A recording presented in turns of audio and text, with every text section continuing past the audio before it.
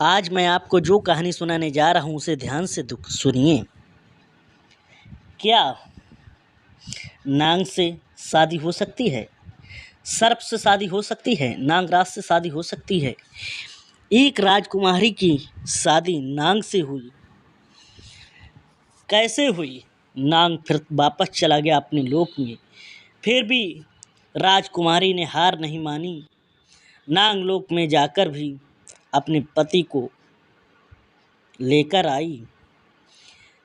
आप लोग इस कहानी को लास्ट तक सुनिए, तभी समझ में आएगी। आइए चलते हैं कहानी की तरफ। ध्यान से सुनने की बात यह है, एक अवंती नगर था। अवंती नगर राज्य था। अवंती नगर के एक राजा थे जिनका नाम था मोतीमल। अवंती नगर के राजा थे और उनका नाम था मोतीमल। उनकी महारानी थी जिनका नाम था सुमन लता। सुमन लता नाम था उनका। भगवान को कुछ ऐसा मंजूर था कि जो वहाँ के राजा थे,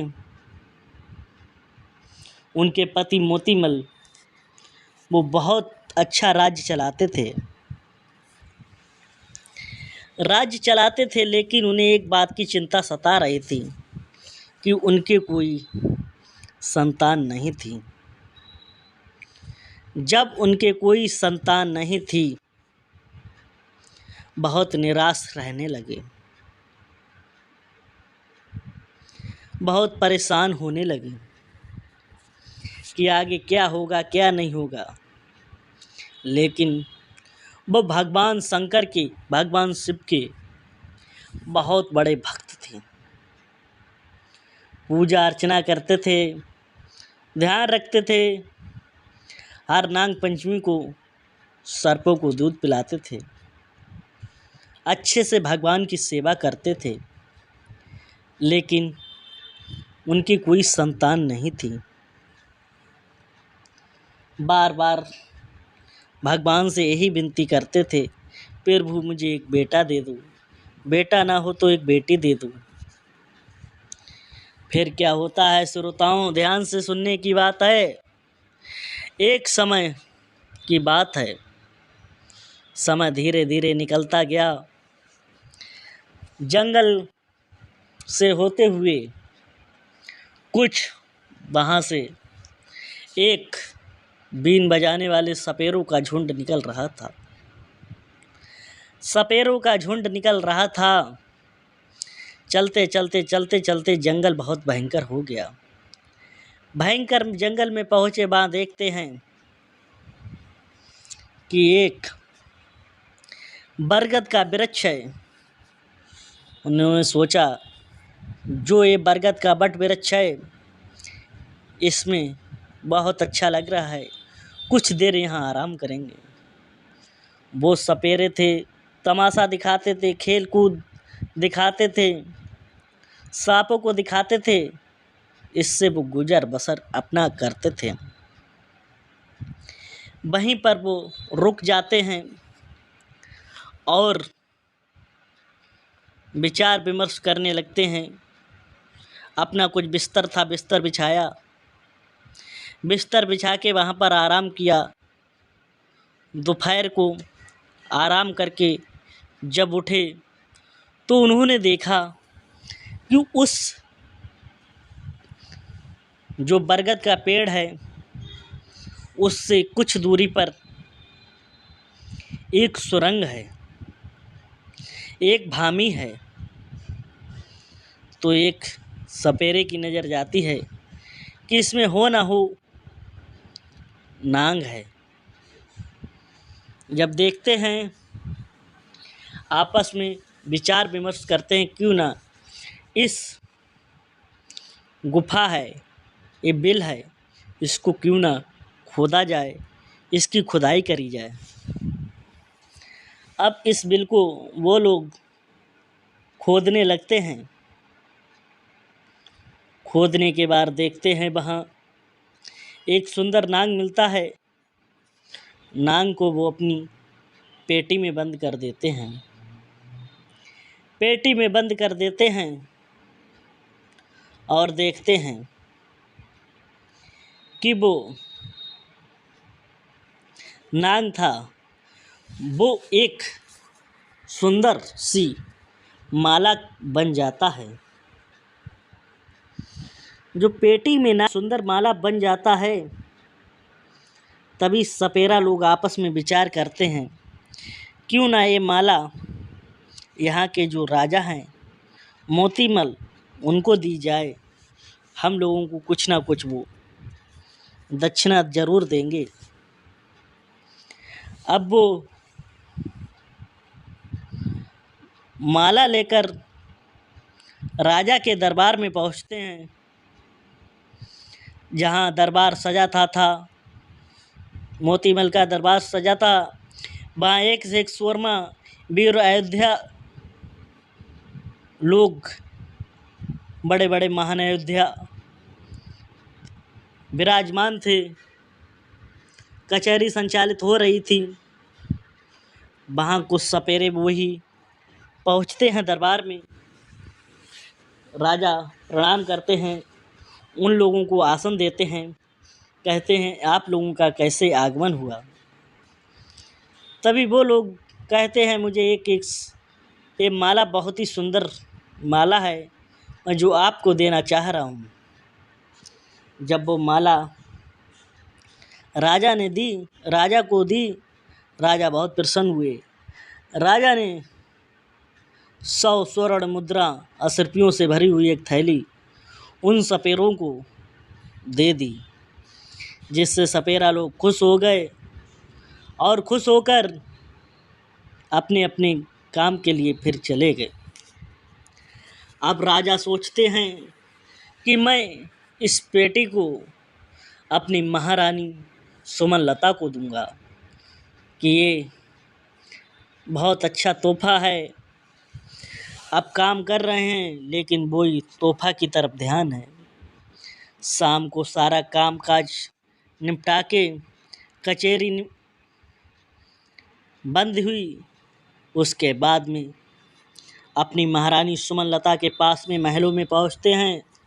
सुमनलता पलंग बिठाती है, पलंग पर बैठ जाते हैं राजा। राजा जब उस पेटी को खोलते हैं तो देखते हैं उस पेटी में एक माला की जगह पे एक सुंदर सा 5-6 दिन का बच्चा है, जो मुंह में अंगूठा चचोर रहा है। इसे देखकर वो बहुत खुश हो गए, क्योंकि उनकी कोई संतान नहीं थी। वो भगवान शंकर से यही प्रार्थना करते रहते थे, हे भगवान मुझे एक पुत्र दे दो, हे भगवान मुझे एक पुत्र दे दो। अब वो आश्चर्य में पड़ जाते हैं कि मुझे दी तो माला, ये बच्चा कैसे बन गया। लेकिन भगवान शिव की कृपा से सब कुछ संभव हो जाता है। ये बात वहाँ पर एक नौकरानी, जो दासियाँ बोलते हैं, वो सुन लेती है। कहते हैं जैसे चुगलखोरों की कमी नहीं होती है, ऐसे जिसने जिसकी चुगली करी है, वो उसने देश को बर्बाद कर दिया है। चुगलखोर था मामा माहिल, मामा शकनी, मामा मारीच। इन मामाओं ने तो नरक कर दिया है। ऐसे ही चुगलखोर क्या क्या करते हैं। श्रोताओं, अब सुनने की बात यह है कि धीरे धीरे जब उत्कर्ष हुआ,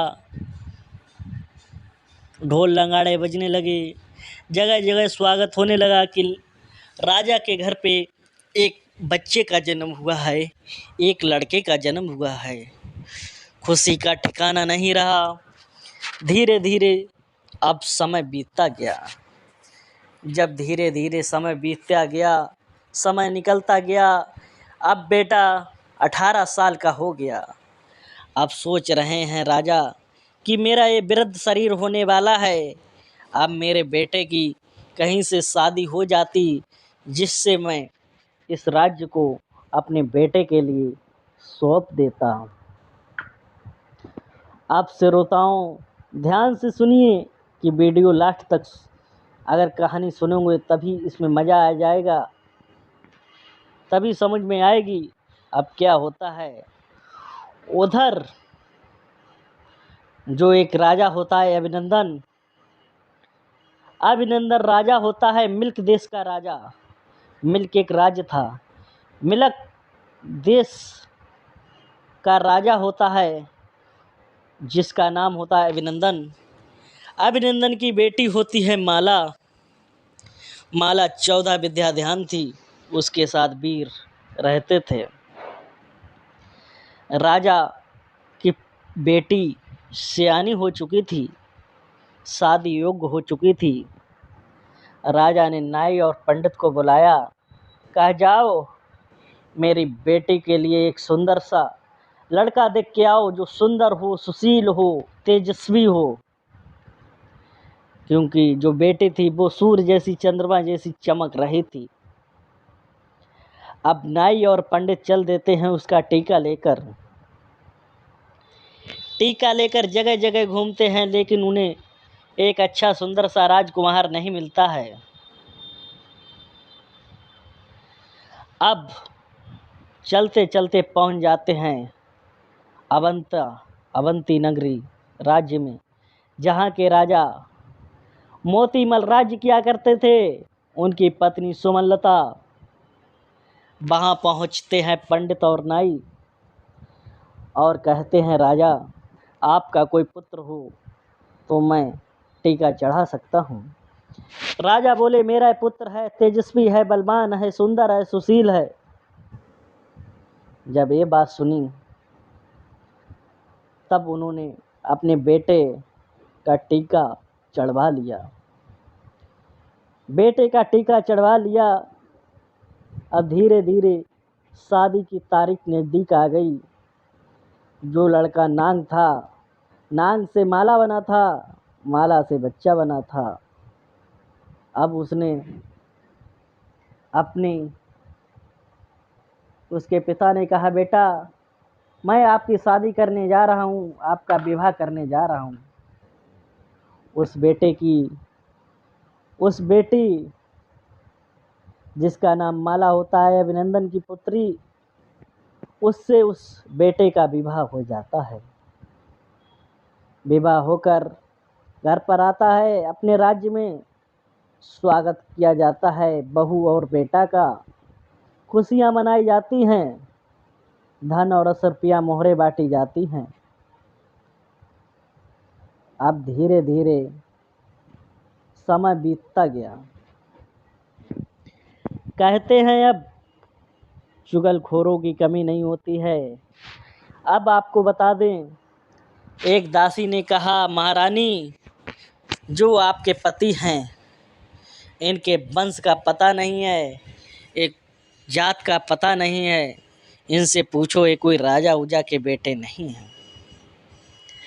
अब जब ये बात महारानी ने सुनी, अब महारानी चकित हो गई कि ये क्या हुआ, ये अनर्थ हुआ।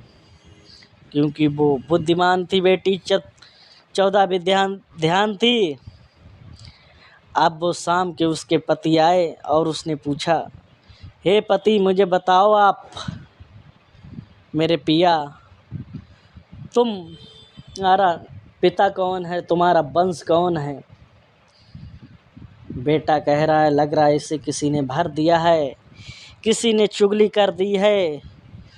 अब वो कह रहा है, बार बार समझा रहा है कि मेरे तो पिता मोतीमल हैं, मेरी माँ सुमनलता है।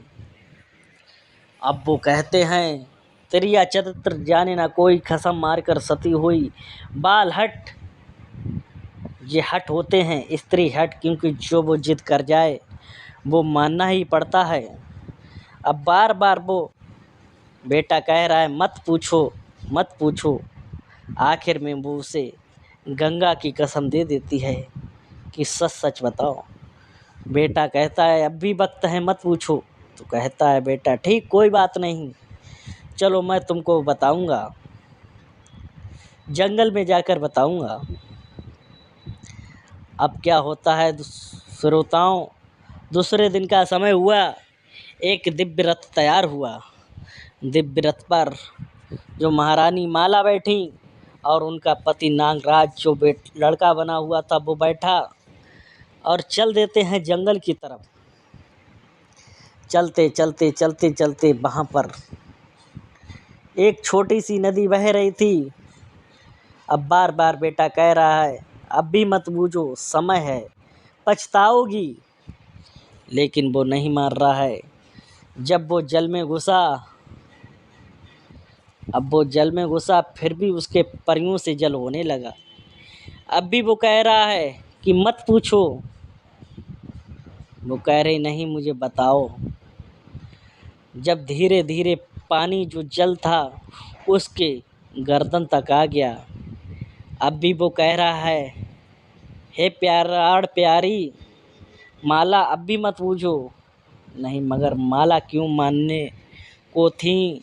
माला ने जैसे ही पूछा तैसे ही धीरे धीरे पानी में वो बेटा डूबने लगा, और डूबते डूबते उसका असली रूप नाग का आ गया।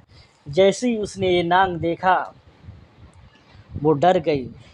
अब वो वहाँ पर लुप्त हो गया, अपने देश को चला गया।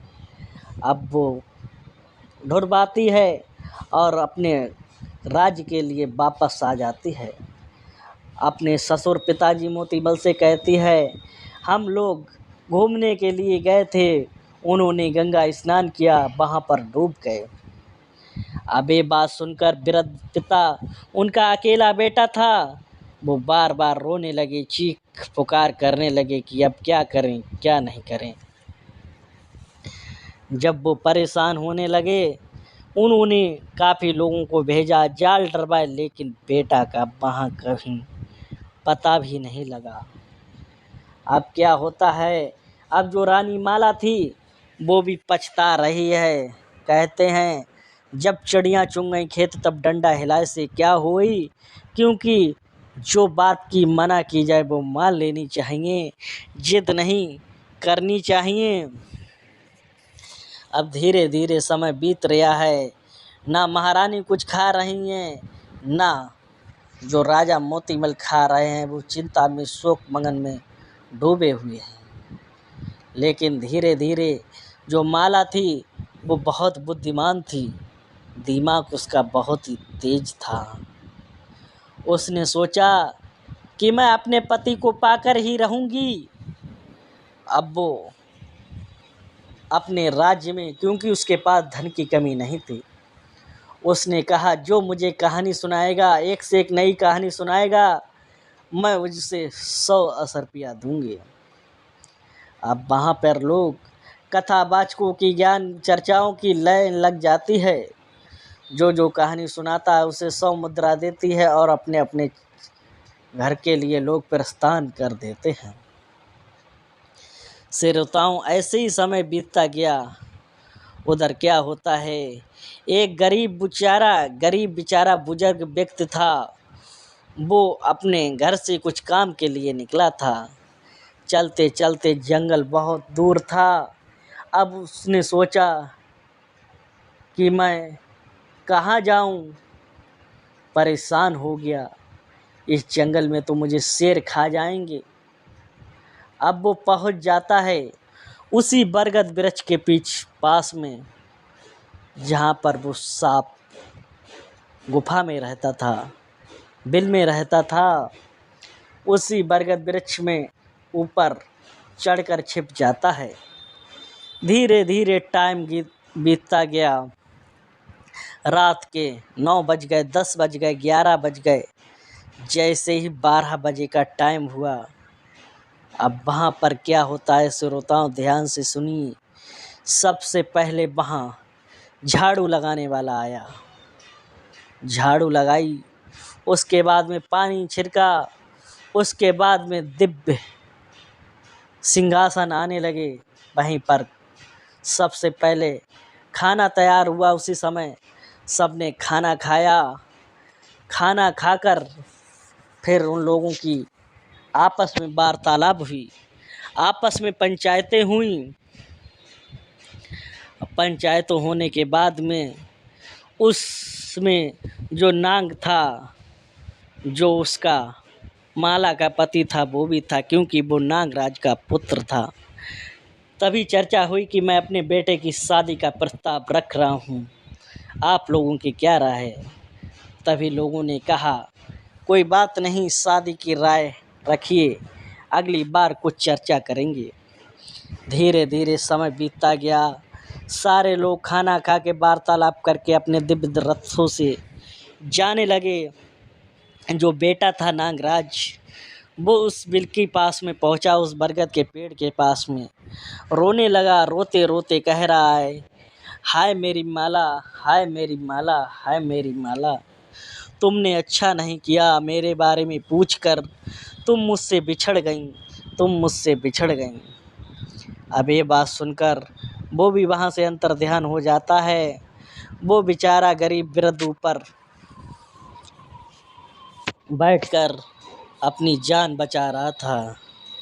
जान बचाकर सीधा वो नीचे उतरा और अपने पहले घर पर गया।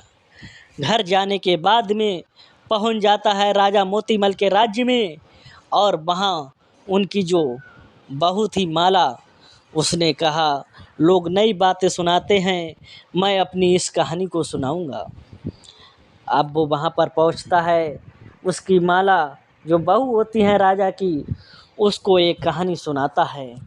इस कहानी को सुनकर माला कहती है, मैं तुम्हें 100 रुपया दे रहा हूँ, 100 की जगह पे 200 लो, मुझे उस स्थान पर ले चलो ना। अब वो उस स्थान पर ले गया। शाम को बरगद के पेड़ पर दोनों, लेकिन उस दिन वो छिप गए, और छिपने के बाद में लेकिन उस रात में वहाँ पर कोई नहीं आया, कोई कुछ नहीं हुआ। अब वो परेशान होने लगी। माला से कहा वृद्ध कि तुम, वृद्ध से पूछा कि तुम झूठ बोल रहे हो, यहाँ ऐसा कुछ नहीं है। फिर सुबह हुआ, माला भी चली जाती है और वृद्ध भी चला जाता है। उसके बाद में वो वृद्ध ज्योतिषियों से पूछता है कि ये बताइए, ऐसी ऐसी बात थी क्या। तभी वो कहते हैं, ये देवताओं की सभा होती है। याद करता है उस दिन कौन सा था, कि उस दिन अमावस की रात थी। तभी वो कहते हैं, अमावस की रात को देवताओं की सभाएं लगती हैं। अब बेटी को अमावस का दिन बताया, अमावस की रात बताई कि अमावस की रात को मैं आऊँगा। अब धीरे धीरे समय बीतता गया। जब अमावस का टाइम आया, अमावस्या का, फिर वो वृद्ध और वो माला दोनों लोग आकर फिर ऊपर बरगद के वृक्ष पर बैठ गए। जब बरगद के वृक्ष पर वो ऊपर बैठ गए, फिर धीरे धीरे जैसे ही टाइम 12 हुआ, वहाँ पर पानी छिड़कने वाला आया, झाड़ू लगाने वाला आया, खाना खा के दिव्य सिंहासन पे बैठे लोग, और उसके बाद में सारे लोग आए। फिर से वार्तालाप हुआ, फिर से प्रस्ताव रखा गया नागराज की शादी का ठीक है, इसकी शादी अगली सभा को बिल्कुल हो जाएगी। अब सारे लोग जाने लगे। नाग आके फिर भी पेड़ के पास में रोने लगा। तुरंत वो लड़की माला ऊपर से उतरी, अपने पति के गले में लिपट गई, क्योंकि वहाँ सारे नाग ही नाग थे। क्योंकि उसने पहचान लिया अपने पति का चेहरा, अपने पति की आवाज़ चिपट गई और रोने लगी, कहने लगी कि मैं तुम्हें छोड़ के नहीं जाऊंगी, मैं तुम्हें छोड़ कर नहीं जाऊंगी। जब ये बात सुनी, नागराज बेटे ने कहा, आप परेशान मत हो, दुखी मत हो, मैं तुमको अवश्य मिलूँगा। ध्यान रखो कि आपने बहुत देर कर दी। लेकिन उसने कहा, मुझे पता नहीं था। कहा, कोई बात नहीं, चलो बहुत देर हो ही गई। अगली जब अमावस्या का टाइम आए तो तुम इसी पेड़ पर बैठना, और बैठ के जैसे ही सिंहासन लगे, और जो मेरे पिताजी हैं उनका जो सिंहासन है सबसे बड़ा वाला, उसके नीचे छिप जाना। जैसे ही वो मेरी शादी की बात करें, आप उनके सामने हाथ जोड़कर खड़ी हो जाना और मुझे मांग लेना, क्योंकि नागराज ने सब कुछ बता दिया था पहले ही। अब धीरे धीरे जब समय बीतता गया, अमावस्या अमावस का फिर से इंतजार करने लगे। अब जब अमावस्या का टाइम आया, फिर से वो वृद्ध आया और वो बेटी माला आई। दोनों लोग ऊपर बरगद के वृक्ष पर बैठ जाते हैं। अब फिर से सभा का आयोजन होने लगता है। दिव्य रथ सिंहासन आने लगे। अब बेटी धीरे से कनात का में आके और उस सिंहासन के नीचे में बैठ जाती है। अब दोनों लोगों की सभाएं चल रही हैं। सिंहासन पर वार्तालाप हो रहा है। जैसे ही कहा मैं अपने पुत्र की शादी आज तय हो गई, तुरंत वो बेटी निकली और हाथ जोड़कर खड़ी हो गई। अब सभा में हाहाकार मच गया, सब लोग देखने लगे। तभी उस बेटी से कहा, तुम्हें डर नहीं लग रहा है? कहा, मुझे डर नहीं लग रहा है, मैं अपने पति को ढूंढती हुई आई। कि कौन सा पति तुम्हारा? कि आपका बेटा नागराज मेरा पति है। तो उन्होंने कहा, अपने बेटे से पूछो। अब बेटा नागराज को बुलाया, कहा, बताओ, सच बताओ कि ये तुम्हारी पत्नी कैसे हुई? अब उस बेटा कहता है, ध्यान से सुनिए पिताजी, मैं इसी बिल में रहता था और कुछ सपेरे आए, वो मुझे लेकर जाने लगे। मैंने सोचा कि अब ये लोग मुझे मार देंगे, इसलिए मैं एक सुंदर सी माला बन गए। वो माला इन्होंने राज्य दरबार में राजा को दी जाके। अब मैंने कहा, इस माला से क्या होगा, मुझे अपनी जान बचानी है। मैं 2 साल का बच्चा बन गया। बच्चा बनकर मैंने कई सालें उस राजा को सुख दिया। सुख करके राजा ने मेरी इनके साथ शादी करवा दी, जिससे मेरी ये पत्नी हो गई। ये बात सुनकर नागराज के पिता को बहुत ही गुस्सा आया और कहा, अरे दुष्ट, मैं तुझे श्राप देता हूँ, जब तक ये बेटी मृतलोक पर जिंदा रहेगी तब तक तू वहीं रहेगा इसके साथ में। अब ये बात सुनकर बेटी तो चाहती थी मैं पति को, अब दोनों लोग मृतलोक में फिर से वापस आ गया, क्योंकि बेटी तो थी, अब उसे पति मिल गया। अब वो बहुत खुश हो गई। अब अपने राज्य को आए।